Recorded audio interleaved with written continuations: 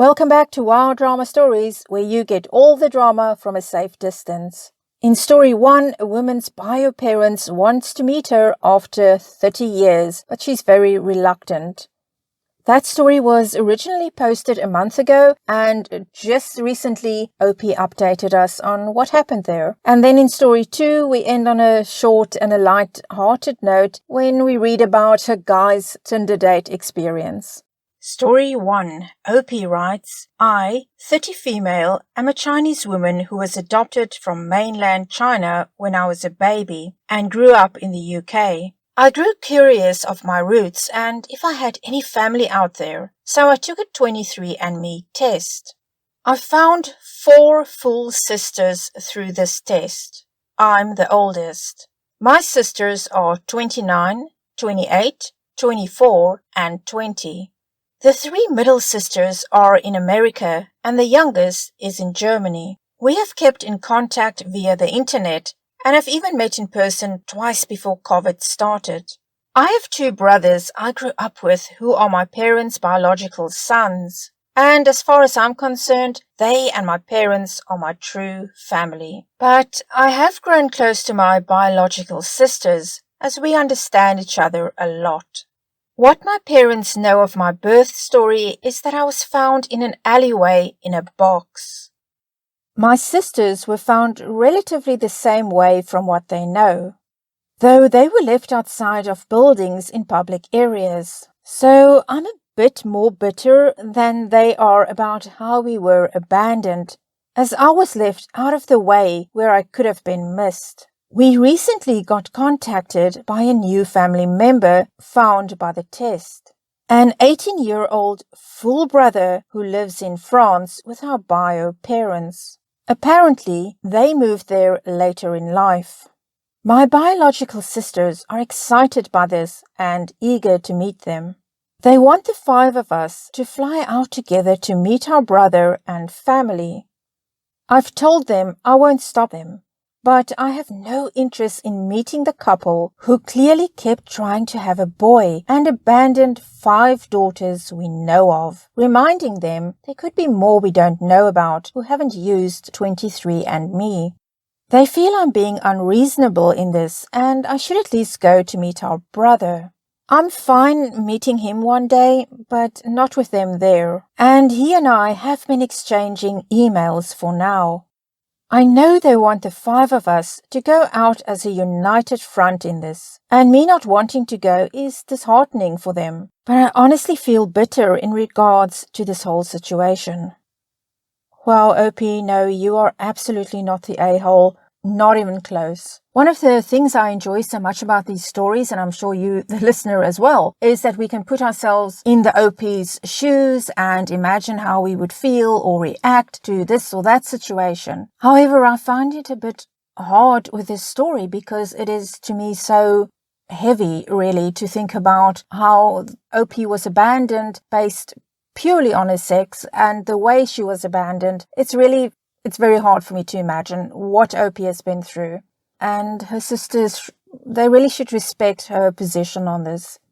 Let's get 3 comments with replies from OP and then we're going to get the update. Someone comments, not the a-hole. That is a very personal trauma for you, and it's especially worse for you as the one who is the oldest and was the closest to not having a life at all because of their abandonment. I hope you and your brother form as strong of a bond as you and your sisters have. It isn't his fault your parents did this. And I hope they all come to understand your feelings and stop pushing it.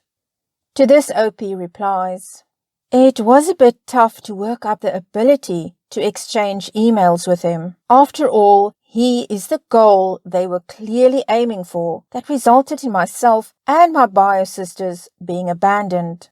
That being said, I reminded myself he's really just a kid and none of this was his fault.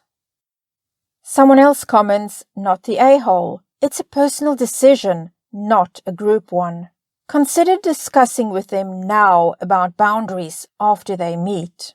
Do you want to hear about the meeting? Do you want them to invite you to do things with them in the future if the parents are involved. OP replies, "Thank you for the advice. They're still trying to convince me, but honestly, I don't want to meet them or hear about my bio parents at all." And someone else comments, "Not the a-hole, and I'm sorry you have this trauma. Maybe I'm just a bitter person, but if I were you, I would go, just to confront them in person and let them know that as far as I knew, they had no daughters and they meant absolutely nothing to me." OP replies, "Tempting as that is, I wouldn't do that for my bio sister's sake. I know they don't want this to be an angry thing where we vent our resentment. They've tried to be more understanding than me about the cultural issues that resulted in our abandonment. But that's easier for them when they were left in public spaces and quickly found." That was OP's post a month ago, and we just got an update. OP writes, "This is an update to my first post. After some pushing from my bio sisters over getting in contact with our bio parents, as while I don't want to fly out to meet them with my sisters, they still want to talk to me, I finally consented to having a Zoom call with my bio parents, as that is the most I could handle. I'll be honest, it was like a punch in the gut. I look so much like my bio mother, it was a little startling. So I found out some answers to some important questions. Firstly, why were we abandoned? As many of you can guess, it was to do with a one-child policy. They wanted a son, but there was additional internal pressure to this.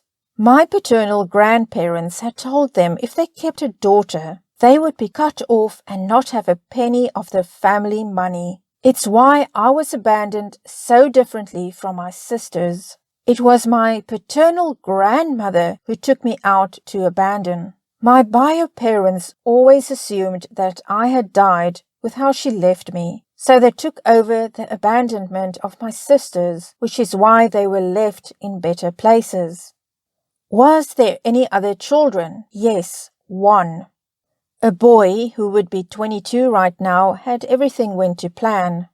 They had been going to keep him, but apparently something was, quote, wrong, unquote, about him. I don't know what, and they didn't expand on that, but apparently my paternal grandfather forced them to give him up, as he was ashamed. Why did they move to France? After our youngest brother was born, they finally gained financial independence from my paternal grandparents and were able to move. They were the ones that asked their son to take the test, hoping to find their other children. Where does this leave us? They were so happy to talk to me and kept going on about how they now had most of their children back and could, quote, have it all, unquote. I cut them off there and told them they didn't have us back. I expressed sympathy for what they had been put through by my paternal grandparents, but pointed out they chose money over me and over all of us, and how they could have chosen to simply keep me or any of the others and make their own way in life, but they hadn't. I thanked them for the call, but told them I had a family already and had no further interest in speaking with them. That I'd continue to be in contact with my bio brother, but this was all they'd get. They tried to beg me to stay on the call, but I left, and I admit I had a little bit of a sob afterwards. My adoptive brothers ended up taking me out to drink afterwards, and the three of us got hammered, while I vented and cried some, but it helped work through things a lot. So, thanks everyone. I just figured you all deserved an update. Oh, OP, at least you got some answers to the questions you had, and I'm glad you're still going to stay in contact with your little brother and that you understand that none of this was his fault in any way. Let's get a couple of comments and replies from OP, and then we move on to our final story. Someone comments, "That's so sad. I wonder whatever happened to that other boy. You now have a true family that loves you and got the best support. Hugs and take care." OP replies, "I do too. From how they spoke, it seems he had some kind of additional needs that was obvious immediately, but they didn't want to talk about him. Someone else writes, "Hey, as someone who has had very, very close contact with people who have had similar experiences to you, I would sincerely suggest you reach out and get some therapy, please. I hope you truly do not feel any negative emotions over this, even though that's really hard, and you probably already have." Opie replies, "I've been in and out of therapy in regards to this since I was a teenager. Don't worry, I know how important it is, and likely will go back after all of this." And a final comment, "Thank you for sharing your update. I'm glad you have awesome brothers who love and support you. Good on you for standing your ground. I'm really sorry that your suspicions are true. It's one thing to suspect and another for it to be confirmed. I really hope your other bio brother is doing okay in the world." Yes, my goodness, Opie, I also hope your other brother is okay and that somebody adopted him and that he's also loved and supported as you are. Let's move on to our final story, something light-hearted, and this is somebody sharing his recent Tinder date experience with us. Opie writes, "Yesterday, I, 19 male, went on a date with a girl, 20 female. We met on Tinder. She was nice over text and pretty cute. We went out to lunch. The first red flag that I ignored was her profile said, quote, 'I bet I'm smarter than you,' unquote. Yeah, I ignored it. She is a history major in college. We were talking about the kind of books we read. She said she only reads the, quote, 'classics,' unquote, whatever that means. Then she asked me and I told her, quote, 'I'm a sucker for fantasy. I've always liked putting my mind in a different world,' unquote. The look on her face was pure disgust as she said, quote, 'Yeah, I outgrew fantasy when I was 3, unquote. I was like, okay, then I moved on. Next, we talked about careers.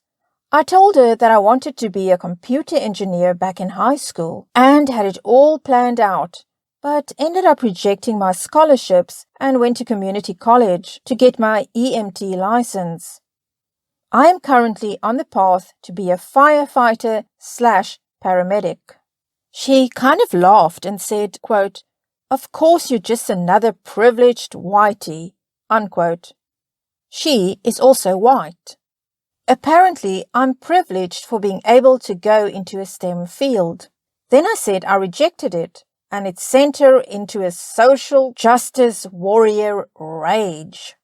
But yeah, I kind of just paid for our meal, then told her to have a good day. Then left. I just thought it's a funny story to tell. At least the food was good. We went to a pizza shop in her town 2 hours away from me."